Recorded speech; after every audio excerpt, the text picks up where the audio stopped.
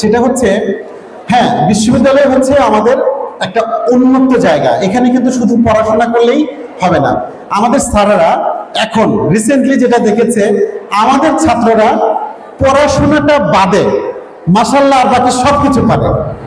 এখন এই অবস্থা, বিশ্ববিদ্যালয়ের প্রায় 80 থেকে 90% স্টুডেন্ট শুধু পড়াশোনার বাইরে বাকি সব কাজই করতে পারে। তো আমার কথাটা হচ্ছে যে আমাদের এখানে অভিভাবকরা আছে, তারা জানে তোমাদেরকে পাঠাচ্ছে পড়াশোনা করার জন্য, কিন্তু তোমরা যদি পড়াশোনাটা না করো তাহলে তো কিছুই হবে না। অনেকে মনে করে যে বিশ্ববিদ্যালয়ের রেজাল্ট ভালো হওয়ার সাথে পরবর্তী চাকরি জীবনের কোনো সুযোগ নেই, মানে ওরকম কোনো সমস্যা নেই। কিন্তু আমি তোমাদেরকে বলি, আমি কিন্তু ক্যারিয়ার নিয়ে কাজ করছি 15 বছর যাবত। তোমরা বিশ্ববিদ্যালয়ের বই মানে ভর্তি হলেই তোমাদের একটা বই পাওয়া যাবে, এগ্রি ডিকশনারি। এই এগ্রি ডিকশনারি যারা এগ্রিকালচারে বিশেষ করে স্টুডেন্ট, একদম ফুল টাইম তোমাদের লাগবে, এবং এখান থেকে পাশ করার পরপরই এগ্রিকালচার রিলেটেড যত জব আছে, বাড়ি, বিনা, বিএডিসি, বিসিএস ক্যাডার সার্ভিসে, সব সার্ভিসে আমার বইটা পড়তে হবে। এবং এই বইটা এই নেটওয়ার্ক থেকে পাবলিশ হয়েছে। বড় কথা হচ্ছে এই বইটার আর কোনো অল্টারনেটিভ নাই, এবং এটা পড়লে চাকরি হয়, এটুকু আমি নিশ্চিত বলতে পারছি। তো এখন একটা বিষয় হচ্ছে যে আমরা আজকে কি, আমি যেখানে যারা আসছি, আজকে কি আমি চাকরির প্রস্তুতি শুরু করে দিব?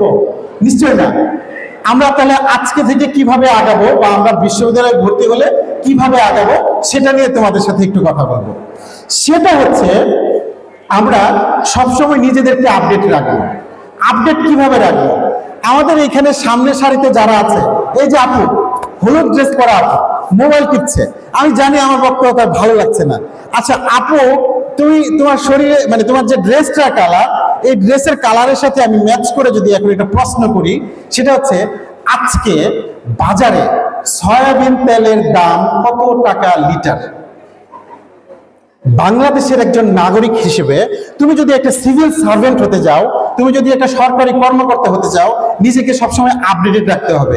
এই দেশের মানুষের দুঃখ, কষ্ট, ভালোবাসা সবকিছু তোমাকে বুঝতে হবে। তোমাকে বুঝতে হবে যে বাজারে সয়াবিন তেলে 5 টাকায় যদি দাম বেড়ে যায়, তাহলে মানুষ উন্মুক্ত হয়ে যায়। আলুর দাম যদি 10 টাকা কেজিতে বেড়ে যায়, মানুষ মানে নানান রকম বিভ্রান্তিকর তথ্য ছড়ায়। এই মুহূর্তে বাজারে আলুর দাম কত জানো কি আপু? জানি না। আমি যদি আরেকটা প্রশ্ন করি, কিছু মনে করবে না, আমি কিন্তু একটু জাস্ট ইনফরমালি বলার চেষ্টা করছি আমাদের কি জানা উচিত আর আমরা আসলে কতটুকু জানি। আমি প্রথম সারি না, আবার আচ্ছা সামনেই পড়ছে, হলুদ আপুটা একটু রাগ করে বসছে যে আমাকেই কেন, কারণ সে একটু মোবাইল ইউজ করছিল তো সেই জন্য। আচ্ছা লাল আপু, মেরুন আপু, আচ্ছা বাড়ি কোথায়? কোথায়? Very good. এই যে লাল আপু, ঠিক আছে, ওর বাড়ি হচ্ছে শেরপুর নকলায়। আমি যদি বলি এই মুহূর্তে বাংলাদেশ নারী ক্রিকেট দলের ক্যাপ্টেনের নাম কি বলতে পারবে আপু? দেখো তোমার বাড়ির পাশে তার বাড়ি। বাংলাদেশ নারী ক্রিকেট দল বর্তমানে আয়ারল্যান্ডকে গত পরশুদিন 3 ম্যাচের সিরিজে, ওয়ানডে সিরিজে হারিয়েছে, এবং বাংলাদেশ নারী ক্রিকেট দল বিশ্বে এখন একটা ব্যাপক একটা ক্রিকেট শক্তি। তুমি জানো না সেই ক্যাপ্টেনের বাড়ি তোমার বাড়ির পাশে নিগার সুলতানা জ্যোতি? তাহলে আমি যে বলছি যে আমরা আপডেট থাকি না, মানে আমি মনে করতেছি আমি অনেক কিছু জানি। আমি জানি যে হিরো আলম কি কি গান বের করছে, আমি জানি পরিমণি কালকে কি কি বলছে। এগুলো কোনো মেসেজ না, এগুলো কোনো খবর না। খবর হচ্ছে আমাদের প্রতিদিনকার খবর। আমি জানি না বাজারে তেলের দাম কত, ডালের দাম কত, আমি জানি না এই দেশের রাষ্ট্র ব্যবস্থা কি, এই দেশের সমাজ ব্যবস্থা কি, এই দেশের বিচার ব্যবস্থা কি, প্রধান বিচারপতির নাম কি, সুপ্রিম কোর্টের আমাদের সর্বপ্রধানকে, এই দেশের মানে দেশটা কিভাবে চলে আমরা কিন্তু জানি না। এই জিনিসগুলো আমাদের জানতে হবে। তাহলে কি আমরা বিশ্ববিদ্যালয়ে গিয়ে এগুলো জানার জন্য যাচ্ছি? অবশ্যই না। আমরা পড়াশোনার পাশাপাশি এই জিনিসগুলো আমাদের জেনে রাখতে হবে প্রতিদিন। আমরা এমন কিন্তু না যে আজকে একটা জিনিস জানলাম আর জানা লাগবে না। আমাদের জেনারেল নলেজ, আমাদের তথ্য প্রতিদিন আপডেট হয়। আমরা নতুন নতুন জিনিসগুলো জানার চেষ্টা করি। বিশ্ববিদ্যালয়ে গিয়েই স্টুডেন্টরা মনে করে যে আমার তো অনেক কিছু করার আছে, আমি কি করব? তো কি করব বলতে গিয়ে আমাদের অনেকেই করে কি, বিশ্ববিদ্যালয়ে কিন্তু বিতর্কের বিভিন্ন সংগঠন আছে, তারপর নাটকের সংগঠন আছে, সাহিত্যের সংগঠন আছে, গানের সংগঠন আছে, সরি, বিভিন্ন রকম কবিতা আবৃত্তি সংগঠন আছে। আমি জানি এইখানে অনেক সুন্দরী সুন্দরী মেয়ে আছে, অনেক সুন্দর সুন্দর ছেলে আছে, সুন্দর সুন্দর ছেলে আছে, তারা একটা মেয়েকে প্রপোজ করবে, সে ঠিক মতো একটা কবিতা বলতে পারে না, সে কি পড়বে? সম্ভব? আমরা আমাদের এক বন্ধুর সাথে আমার দেখা হয়েছিল, সে তার বান্ধবীকে গেছিল দেখা করতে, দেখা যাওয়ার পর সে তো প্রেমের প্রস্তাব দিবে, তো বললো ঠিক আছে তুমি একটা কবিতা বলো, একটা রোমান্টিক কবিতা বলো। সে আর কোনো কিছু না পেয়ে বলতেছে, কুমড়ো ফুলে ফুলে রয়ে পড়েছে লতাটা, সজনে ডাঁটায় ভরে গেছে গাছটা। আমাদের স্টুডেন্টদের অবস্থা এরকম যে একটা সুন্দর একটা কবিতা বলতে পারে না, একটা গান বলতে পারে না। এখনকার সময়ে আমাদের কিন্তু আমাদের সুযোগ আছে নানান রকম। আমরা আচ্ছা ময়মনসিংহে বাড়ি আমাদের, আমি যদি এইখানে ময়মনসিংহ অঞ্চলের কাউকে বলি যে তুমি ময়মনসিংহের একটা সবচেয়ে জনপ্রিয় গান, যে গানকে গান বললে বাংলাদেশের সব মানুষ চিনবে, তোমাকে চিনতে পারবে এই অর্থে যেটা ময়মনসিংহের গান। তোমরা বাংলা পড়ে এসছো, তোমরা জানো ইন্টারমিডিয়েটে বাংলায় ময়মনসিংহ গীতিকার কথা লেখা ছিল, ভবিষ্যতে বিসিএস দেওয়ার সময় সেটা জানবে। আমি কি কাউকে কারো কাছ থেকে শুনতে পারবো এরকম কেউ বলতে পারবে যে আমি জানি? কালকে যে কইছিলাম কথা আসেনি স্মরণ, আহা কালকে যে কইছিলাম কথা আসেনি স্মরণ, জল ভর সুন্দরী কন্যা জলে দিস মন, জল ভর সুন্দরী কন্যা জলে দিস মন, আহা কালকে যে কইছিলাম কথা আসেনি স্মরণ। এই যে মহুয়া বলার গান, আমাদের এই ময়মনসিংহ নানান রকম সংস্কৃতিতে নানান রকম কালচারে কিন্তু আমাদের এই মানে ময়মনসিংহ আগে আছে। তো আমরা যেখানেই যাব, আমরা যেহেতু ময়মনসিংহের অধিবাসী, আমি সিলেট কৃষি বিশ্ববিদ্যালয়ে পড়ি, আমি চট্টগ্রাম ভেটেরিনারিতে পড়ি, আমরা চাইবো আমাদের এই কালচারকে আমরা যেন রিপ্রেজেন্ট করতে পারি। আমরা বিতর্ক শিখবো, বিতর্ক শিখলে নিজের মধ্যে নানান রকম তথ্য দিয়ে যুক্তির সাথে আমাদেরকে আগানোর সুযোগ থাকে। আমরা এর পাশাপাশি যদি আমরা সাহিত্য চর্চা করি, আমি জানি আমাদের এইখানে কিন্তু যারা পাশ করে বের হয় সবাই কিন্তু এগ্রিকালচার রিলেটেড চাকরি করে তা কিন্তু না, অনেকে আছে ইউটিউবে কন্টেন্ট ক্রিয়েট করে। আমি দেখেছি এসএসসি পাস করেছে, ইন্টারমিডিয়েট পাস করা, তোমরা দেখো বোধহয় শ্রাবণী একটা মেয়ে আছে, ছোট করে কার্টুন আঁকে, তার মান্থলি ইনকাম 5 লাখ টাকার উপরে, মান্থলি ইনকাম 5 লাখ টাকার উপরে। আর আমি এখন সরকারি চাকরি করে 1 লাখ টাকা তো মাসে তো স্বপ্ন দেখাতে কল্পনাতীত। তাহলে চিন্তা করে দেখো আমাদের সুযোগ আছে নানান কিছু করার। অনেকে কবিতা লেখে, অনেকে বই লিখতে পারে, নানান কিছু করতে পারে। তো আমরা এই দিকটা দেখবো, আর আমরা একটা জিনিস আবিষ্কার করার চেষ্টা করব, সেটা হচ্ছে আমার স্ট্রেংথ কতটুকু, আমার মধ্যে কি আছে, আসলে আমি কি পারি। একজন ইউটিউবে কন্টেন্ট ক্রিয়েট করে কিংবা টিকটকে ভিডিও করে সে যদি 5 লাখ টাকা কামাই করে, আমরা সবাই কি তাহলে কালকে থেকে টিকটক করা শুরু করে দিব? না, আমাদের করতে হবে কি, আমার মধ্যে কেউ হয়তোবা সে নিজে হয়তোবা তার, আমার এক বন্ধু আছে সে রান্নার একটা রেসিপির বই লেখে, এটা অ্যামাজন থেকে পাবলিশ হয়েছে। অ্যামাজন হচ্ছে বিশ্বের মানে সবচেয়ে মানে ওয়ার্ল্ড ওই বইটা পাওয়া যায়। পাশাপাশি আমরা যদি আমাদের নিজেদের ডেভেলপ করার জন্য কম্পিউটার স্কিল থাকতে হবে। আজকে একজনকে যদি ডাক দিয়ে হুট করে এখানে যদি বলি যে তুমি একটু কথা বলো, না কিছু কইতে পারি না, তো আমি কি করবো, এরকম করে বলবে না, এরকম না, অবশ্যই বলবো। আবার কাউকে গুছিয়ে কথা বলাটা যেটা খুবই ইম্পর্টেন্ট, কাউকে বললাম যে ইন্ট্রোডিউস ইউরসেলফ।